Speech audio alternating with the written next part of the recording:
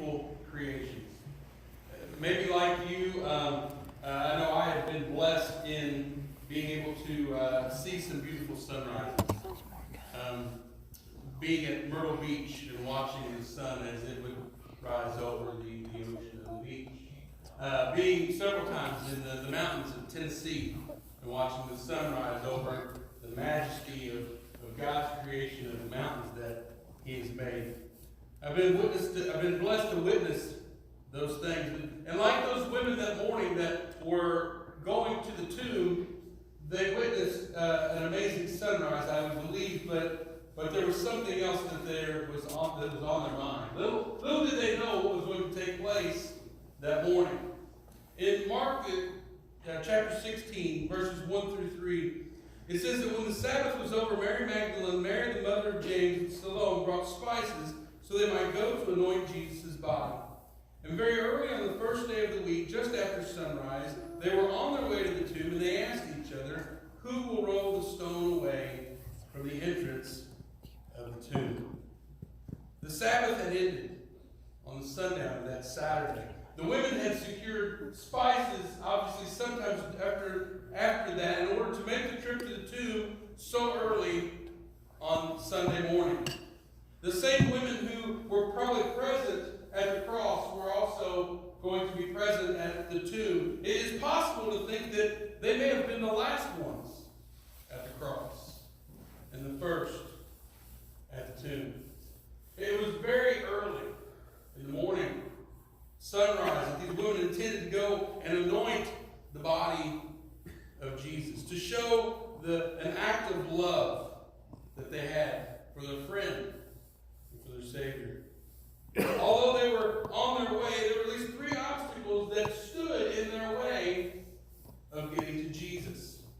The first would be the huge stone that was rolled across the mouth of the tomb. Some believe that stone probably weighed around 2 tons.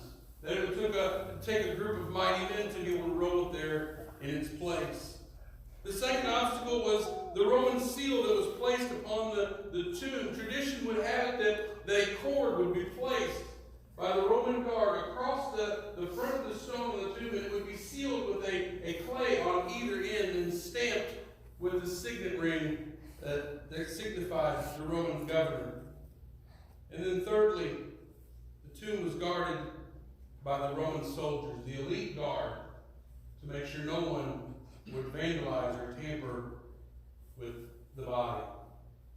Already defeated, by witnessing their Savior and their friend being crucified and dying and being placed in a borrowed tomb, difficulties awaited these 3 women. I wonder if their conversation was one of, well, who would roll away the stone? Have you ever had the questions about problems or difficulties of your life? Surely as you're here this morning, there are problems that you're facing. Maybe it's illness. Maybe it has to do with your career or your finances or your marriage or with school or relationships, or maybe just even struggling with sin in your life. There's a stone or 2 or more that are in your way, and maybe they're keeping you from being with Jesus. Maybe they're keeping you from seeing Jesus. It's affecting your spiritual walk. Or maybe there's no walk at all. And instead of trying to see Jesus, you decide to stay at home, defeated. What if the 3 women decided that they would just stay at home? That the difficulties that awaited them as they would approach the tomb would just be too much for them to be able to be with Jesus, and so they just decided to stay home. But they didn't. Because if they did, they would have missed the miracle that took place. Who indeed rolls away the stone? Who indeed solves every human problem too great for us to solve ourselves? Who is the one that caused the mighty earthquake, the second that took place during Jesus' death, burial, and resurrection, that would roll away that stone over the tomb? Mark chapter 16, verses 4 through 8.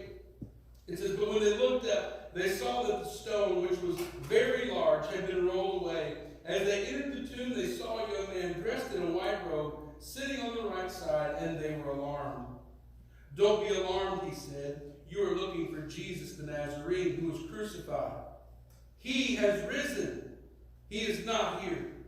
See the place where they laid him? But go tell his disciples and Peter, he is going ahead of you into Galilee. And there you will see him, just as he told you.'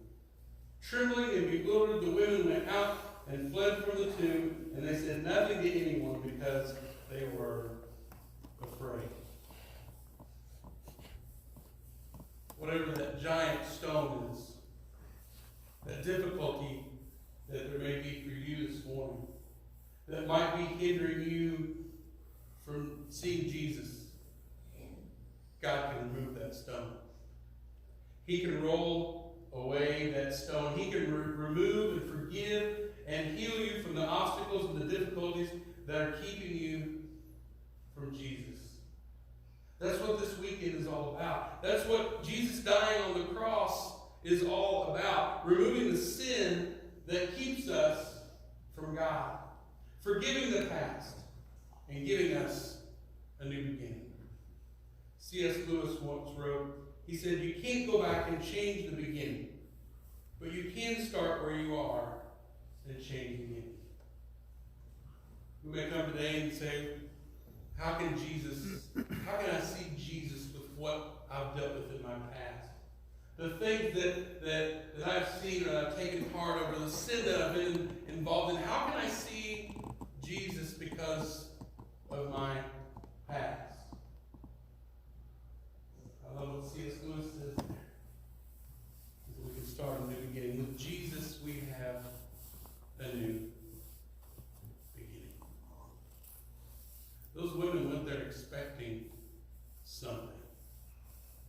This morning, as you come to celebrate Resurrection Sunday, I pray the stone would be rolled away for you, and then you come expecting something.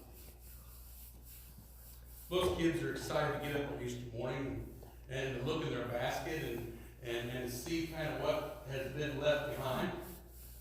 Maybe at the kitchen table or wherever that may be. And then maybe in the basket there may be some jelly beans or some plastic eggs with candy in them, or a toy or a stuffed animal, or especially that big chocolate bunny.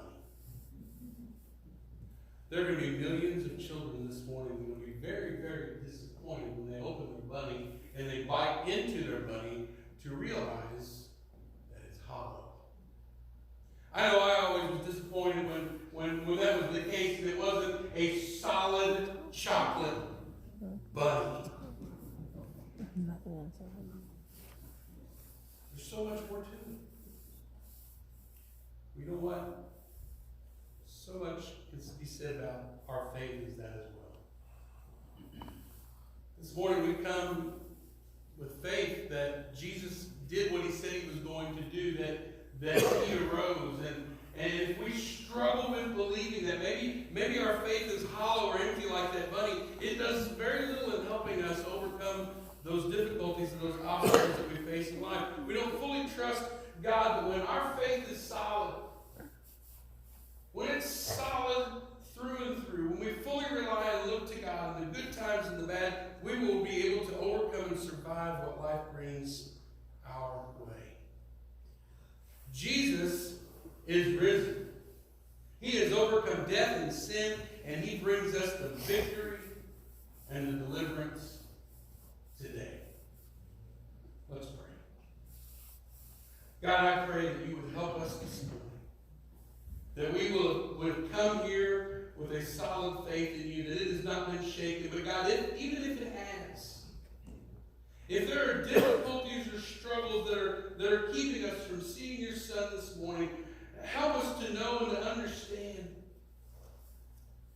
that what Jesus did on the cross, through his death and his burial and his resurrection from the dead, we have victory. And no matter what lies in our past, no matter what stones we may feel that are in our way blocking us from him, for us, to accept us, to love us.